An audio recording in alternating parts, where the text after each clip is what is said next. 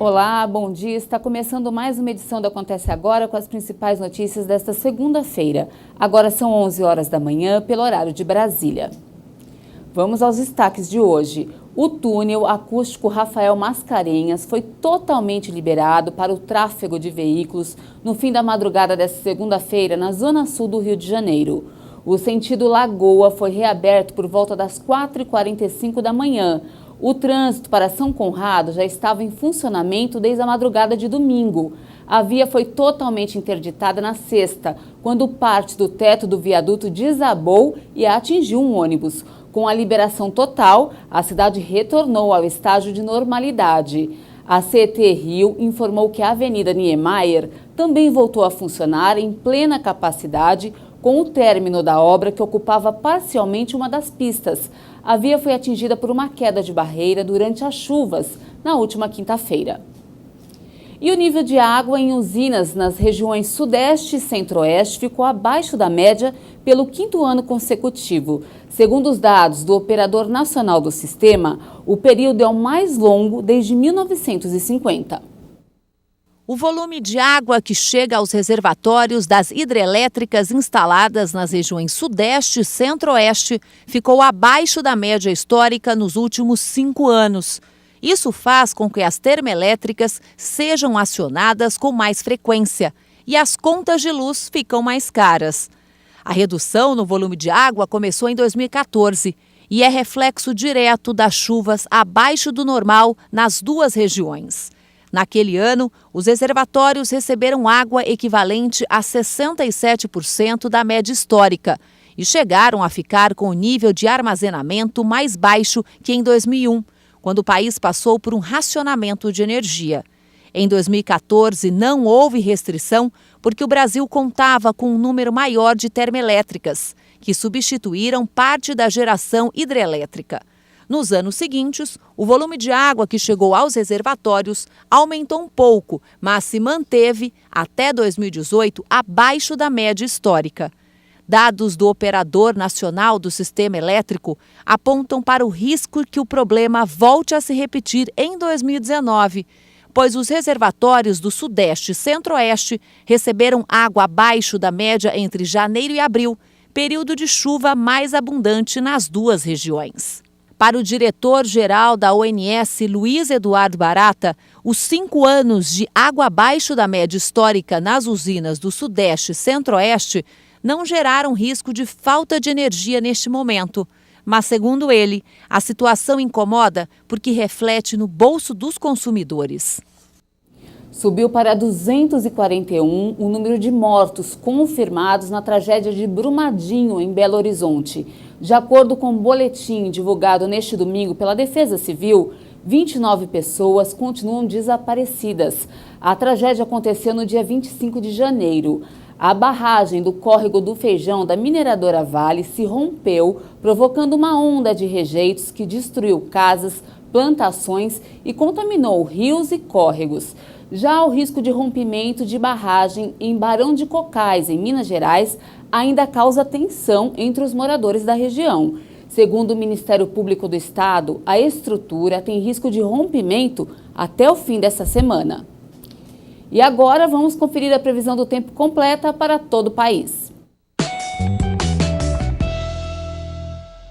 Oi pessoal, tá na hora da gente conferir como é que fica o tempo nesta segunda-feira em todo o Brasil. Olha só, para quem estava sentindo falta do sol forte e da falta de chuva, a notícia é boa porque um sistema de alta pressão atmosférica vai ganhar força em praticamente todo o centro-oeste e sudeste do Brasil. O sol predomina desde cedo, desde a região da Grande São Paulo, passando pelo Grande Rio, áreas do norte e leste do estado do Paraná, também sobre o leste de Santa Catarina, oeste do estado da Bahia e por toda essa faixa que vai até o centro-sul do estado de Rondônia. Por outro lado, o vento quente e úmido que sopra da região norte do Brasil vai provocar a formação de fortes áreas de instabilidade sobre áreas da região do Rio Grande do Sul. Por isso, as pancadas de chuva acontecem desde cedo em todo o centro-sul gaúcho e alerta para fortes temporais. Nas outras áreas do Rio Grande do Sul, incluindo a capital Porto Alegre, oeste e sul de Santa Catarina e em áreas do interior do estado do Paraná, como a região de Foz do Iguaçu, terá uma segunda-feira com sol forte forte calor, mas pancadas de chuva com forte intensidade devem ocorrer entre a tarde e a noite. A chuva ainda continua frequente devido à posição da zona de convergência intertropical que está mais a sul, desde áreas do centro-norte do estado do Amazonas, Roraima, norte do estado do Pará, inclusive a capital Belém, também sobre a região do Amapá, até a região de São Luís, no estado do Maranhão. Nesses locais, alerta para temporais. Agora, com relação às temperaturas, a mínima prevista em Florianópolis é de 18, a máxima é de 26 graus, Teresina terá a mínima de 24, máxima de 32 graus, e em Vitória, a temperatura mínima é de 21 e a máxima chega aos 28 graus. E se você quer conferir como é que fica o tempo na sua região, é só acessar o site da Climatempo. Até mais! Para encerrar, todo mundo sabe que manter um animal de estimação não é tarefa fácil. As despesas muitas vezes podem comprometer até 24% da renda da família. Por isso, muitos donos decidiram investir no animal de estimação, compartilhando a rotina nas redes sociais. E agora eles se tornaram sucesso de público e atraem patrocinadores. Vamos conferir na reportagem. O Snow é um influenciador digital. Esse cão da raça Spitz japonês faz o maior sucesso no Instagram e tem milhares de seguidores. Também lindo desse jeito. Mas para manter esse pelo impecável, a Cíntia, que é a tutora dele, diz que o cuidado é constante.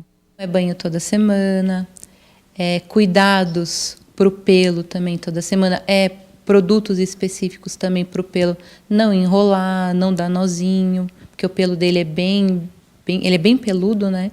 Então tem todo esse cuidado. O Snow conseguiu bastante parcerias, afinal ele é uma celebridade pet. Se não fosse isso, os custos com banho, tosa, vacinas, petiscos, brinquedinhos iriam pesar bem no bolso da Cíntia. Já a Bruna, que é a mãe dela, tem 2 cadelas, uma pug e uma shih tzu.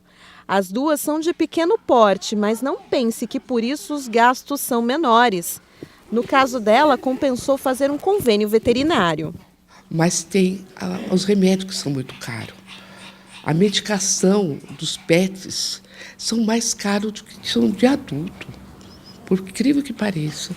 A Associação Brasileira da Indústria de Produtos de Animais de Estimação fez as contas e concluiu que o brasileiro chega a comprometer 24% da renda com os pets. Ter um animal de estimação faz muito bem e traz alegria para toda a família. Mas, como em toda a família, os bichinhos também precisam de atenção e cuidados para se manterem saudáveis. E para isso é bom preparar o bolso, porque os gastos mensais podem ultrapassar de R$500. Tem para todo o bolso, né? É lógico que assim, então uma pessoa que não tem dinheiro não pode ter bicho? Sim, pode ter bicho, mas você tem que dispor pelo menos para vacinar, para uma alimentação boa e para uma vermifugação. Eu falo assim, se você der uma ração de boa qualidade, uma ração super premium, indicada pelo veterinário, e ele for vacinado, com uma vacinação de qualidade pelo médico veterinário, seu animal não vai ficar doente tão constantemente, a não ser que seja já nasceu com isso, com algum probleminha, alguma coisa. E aí você tem um gasto bem menor. No caso da Cida, que tem 2 pets, a despesa é bem alta. O Fred, de 15 anos, tem problemas por conta da idade. Aí não teve jeito. Na verdade, eu não tenho só Fred, eu tenho um outro cachorro. Eu chego a gastar R$5.000 por mês com os 2 cachorros. Esse daqui um pouco mais, porque ele tem esse problema de coluna. Por isso, a veterinária alerta. É preciso pensar bem antes de receber um novo membro na família. O planejamento financeiro é extremamente importante também. Afinal, o pet vai acompanhar o tutor por longos anos. Hoje em dia os animais vivem 18, 20 anos. Então visite um veterinário antes, converse com ele, pergunte dos custos, tire todas as suas dúvidas. Assim como uma mulher grávida, visita sempre um pediatra antes de ter o seu bebê. Isso é sempre indicado, até antes mesmo de engravidar. E aí o veterinário pode passar todas essas orientações. E por hoje é isso, mais informações durante a nossa programação. Um ótimo dia para você e até mais!